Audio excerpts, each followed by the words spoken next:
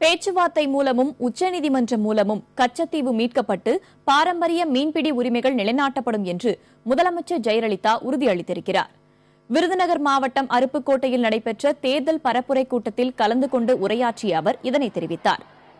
கடந்த 2011 தேர்தல் அறிக்கையில் அளிக்கப்பட்ட அனைத்து வாக்குறுதிகளையும் தமது தலைமையிலான அரசு நிறைவேற்றிவிட்டதாக முதலமைச்சர் ஜெயலலிதா தெரிவித்தார்.